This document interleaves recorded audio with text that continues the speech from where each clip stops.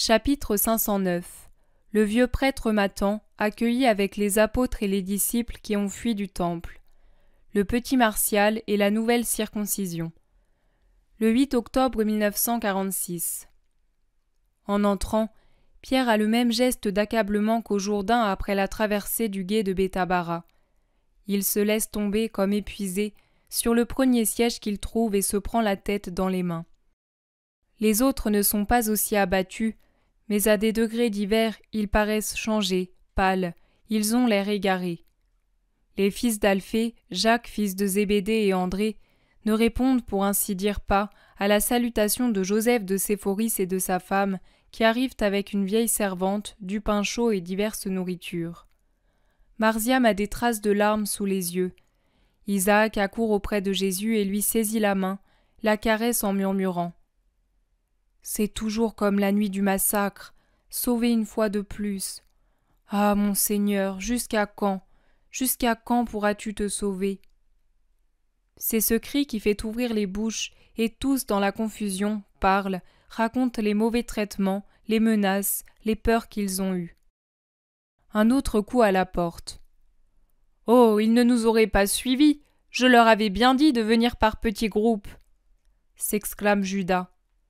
« Cela aurait mieux valu, oui, nous les avons toujours sur nos talons, mais désormais, » approuve Barthélemy.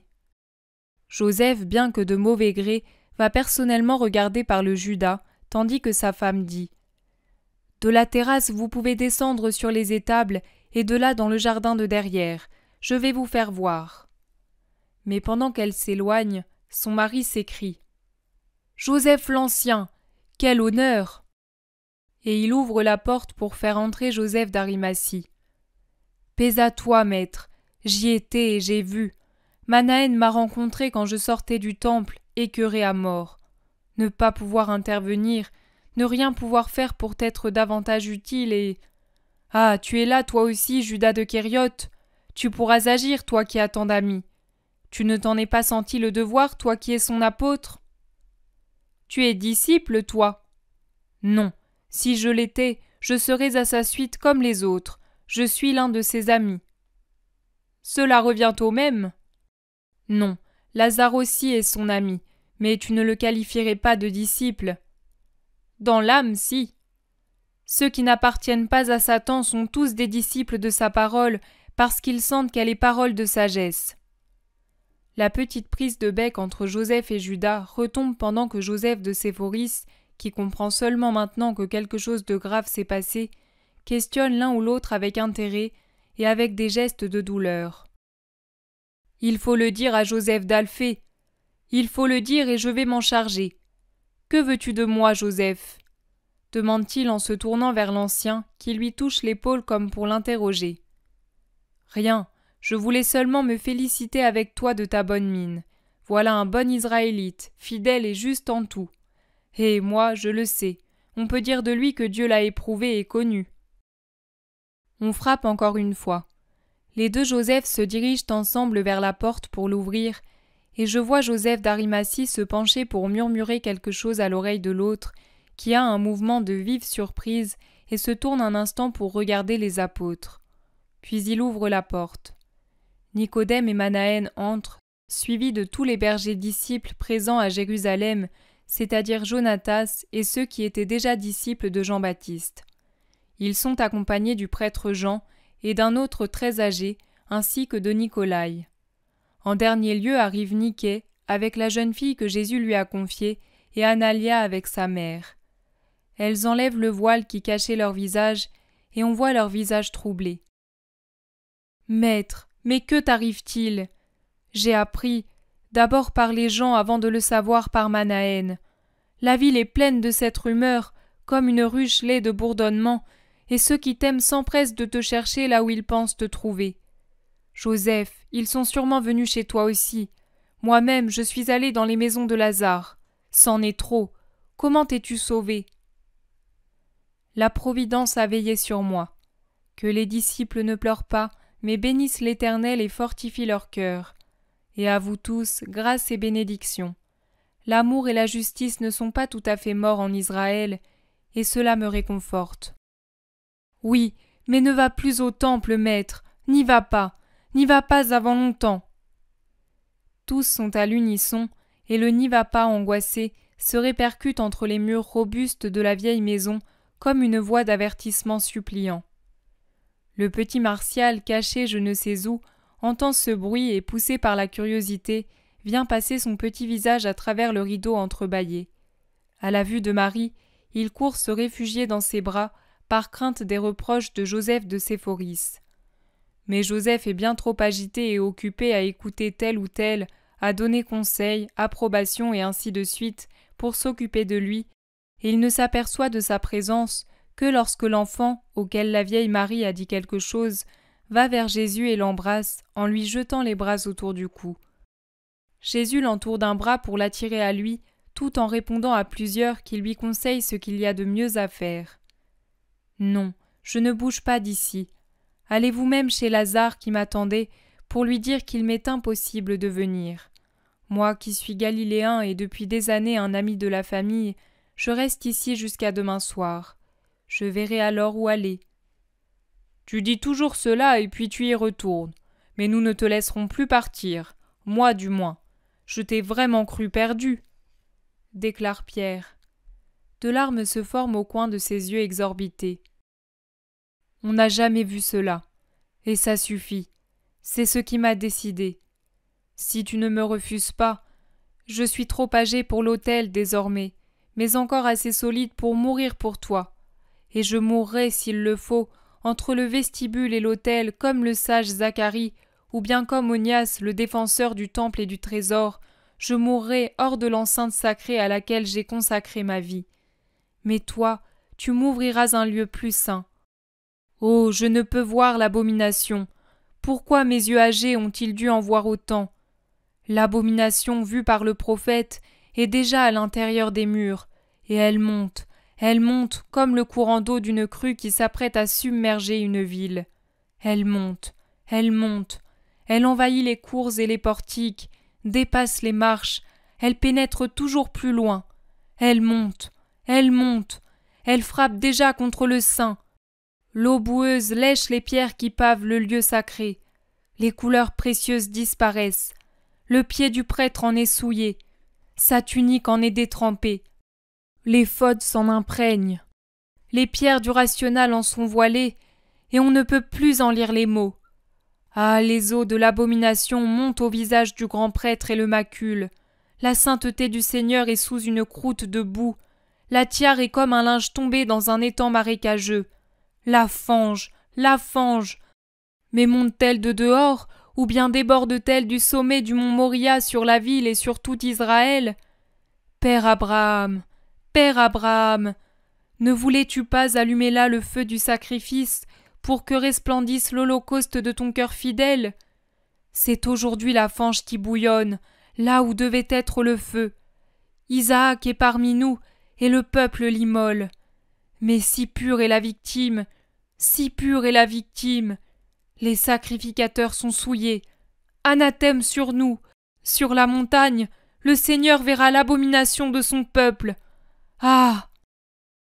Et le vieillard qui est avec le prêtre Jean s'effondre sur le sol en se couvrant le visage et en faisant entendre les pleurs désolés d'un pauvre homme. Je te l'avais amené, il y a si longtemps qu'il le désire, mais aujourd'hui, après ce qu'il a vu, personne ne pouvait le retenir. Le vieux Nathan a souvent l'esprit prophétique, et si la vue de ses pupilles se voile peu à peu, celle de son esprit s'illumine de plus en plus. « Accepte mon ami Seigneur, » dit le prêtre Jean. « Je ne repousse personne. Lève-toi, prêtre, et élève ton esprit. En haut, il n'y a pas de fange, et la fange n'atteint pas celui qui sait se tenir en haut. » Avant de se lever, le vieillard saisit respectueusement l'extrémité du vêtement de Jésus et le baise. Les femmes, surtout Analia, pleurent encore d'émotion dans leurs longs voiles, et les paroles du vieil homme augmentent leurs larmes. Jésus les appelle, et la tête baissée, elles viennent de leur coin auprès du maître. Si Niké et la mère d'Analia arrivent à dissimuler leurs pleurs et à les étouffer, La jeune disciple sanglote vraiment sans se soucier de ceux qui l'observent avec des sentiments divers. « Pardonne-lui, maître, elle te doit la vie et elle t'aime. Elle ne peut imaginer qu'on te fasse du mal. Et puis elle est restée si seule et si triste depuis que… » dit la mère. « Oh non, ce n'est pas cela, Seigneur. Maître, mon sauveur, moi… » Analia n'arrive pas à parler, d'une part à cause des sanglots et d'autre part par honte ou pour un autre motif. Elle a craint des représailles en tant que disciple, c'est sûrement pour ça.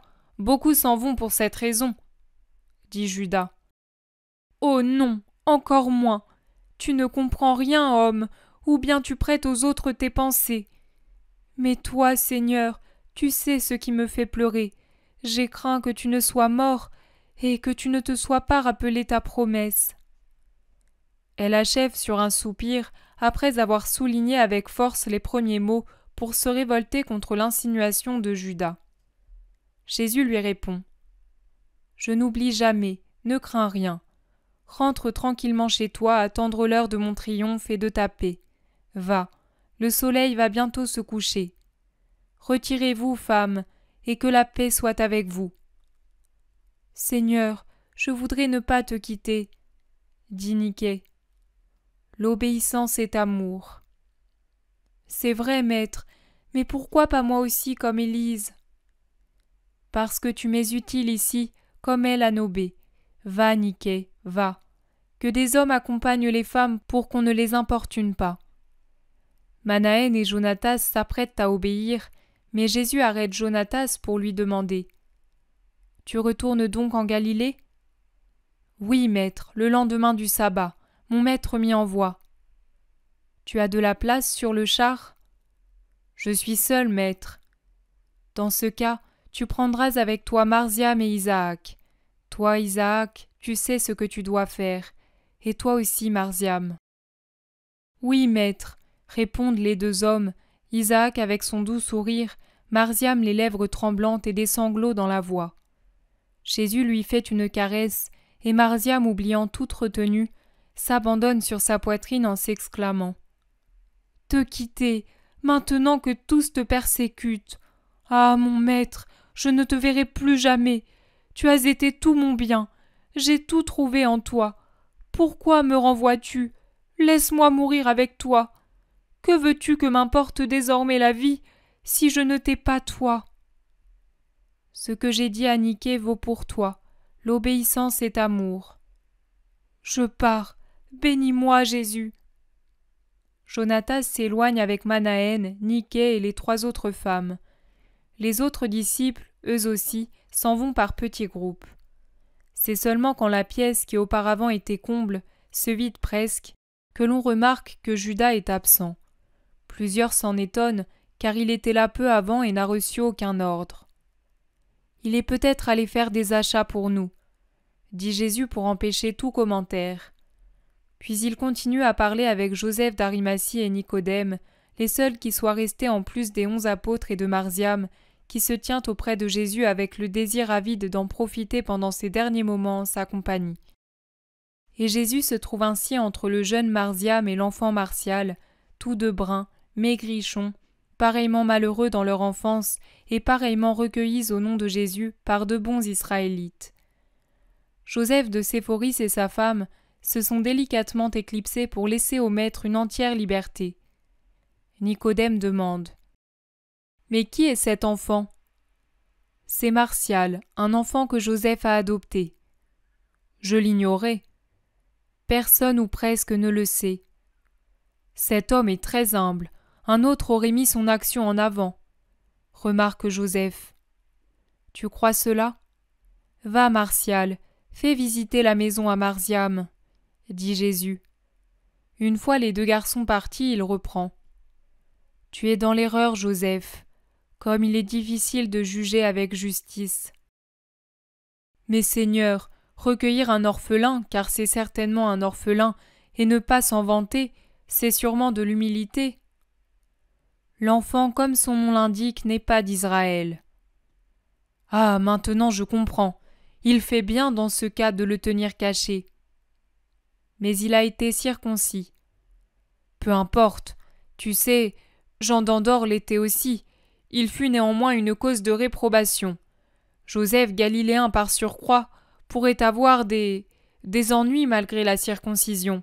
Il y a tant d'orphelins aussi en Israël.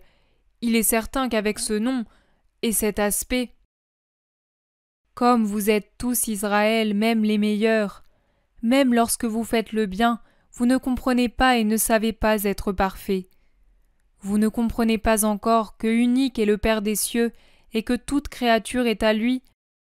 Vous ne comprenez pas encore que l'homme ne peut avoir qu'une unique récompense ou un unique châtiment, qui soit vraiment récompense ou châtiment. Pourquoi vous rendre esclave de la peur des hommes? Mais c'est le fruit de la corruption de la loi divine, tellement retouchée, tellement trafiquée par des réglementations humaines, au point de rendre fermée et obscure même la pensée du juste qui la pratique. Dans la loi mosaïque, et par conséquent divine, dans celle pré-mosaïque et uniquement morale, ou venue par inspiration céleste, serait-il écrit que l'homme qui n'appartient pas à Israël ne pouvait venir en faire partie? Ne lit-on pas dans la Genèse, au bout de 8 jours, que parmi vous tout enfant mâle soit circoncis, aussi bien celui qui est né dans la maison que celui que l'on a acheté, même s'il n'est pas de votre race. Cela avait été dit. Tout ce que l'on a ajouté vient de vous. Je l'ai expliqué à Joseph et je vous l'explique à vous. Bientôt, l'ancienne circoncision n'aura plus beaucoup d'importance. Une nouvelle, bien plus parfaite et sur une partie plus noble du corps, viendra la remplacer. Mais tant que dure la première et que par fidélité au Seigneur vous la faites subir au mal né de vous ou que vous avez adopté, ne rougissez pas de l'avoir fait sur la chair d'une autre race. La chair appartient au tombeau, l'âme appartient à Dieu. On circoncit la chair parce qu'il est impossible de circoncire ce qui est spirituel. Mais c'est sur l'âme que resplendit le signe saint. Or l'esprit appartient au Père de tous les hommes. Méditez cela. Après un temps de silence, Joseph d'Arimathie se lève. « Je m'en vais, maître. Tu viens demain chez moi. »« Non, il vaut mieux que je n'y vienne pas. »« Alors chez moi, dans la maison sur le chemin de l'Olivier pour Béthanie. C'est paisible et... »« Non plus. J'irai à l'Olivier pour prier. Mon âme recherche la solitude. Veuillez m'excuser. »« Comme tu veux, maître, et ne va pas au temple. Paix à toi.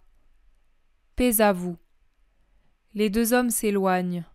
« Je voudrais savoir où est parti Judas, » s'écrie Jacques, fils de Zébédée. « J'aurais bien présumé que c'est chez les pauvres, mais la bourse est ici. » Ne vous en occupez pas, il va revenir. Marie, femme de Joseph, entre avec 2 lampes, car la lumière ne traverse plus la plaque épaisse de mica qui sert de lucarne à la pièce, et les 2 garçons reviennent. « Je suis content de te laisser avec quelqu'un qui a presque mon nom. Ainsi, quand tu l'appelleras, tu penseras à moi, » dit Marziam. Jésus la tire contre lui. À son tour entre Judas, auquel la servante a ouvert. Hardi, souriant, l'air décidé. « Maître, j'ai voulu voir. La tempête est apaisée. Et j'ai accompagné les femmes. Comme elle est peureuse, cette jeune fille. Je ne t'ai rien dit, car tu m'en aurais empêché, et moi je voulais voir s'il y avait du danger pour toi. Mais personne n'y pense plus. Le sabbat rend les chemins déserts. » « C'est bien. Maintenant nous resterons en paix ici, et demain... »« Tu ne voudrais pas déjà aller au temple » crient les apôtres. « Non, à notre synagogue en bon Galiléen fidèle. »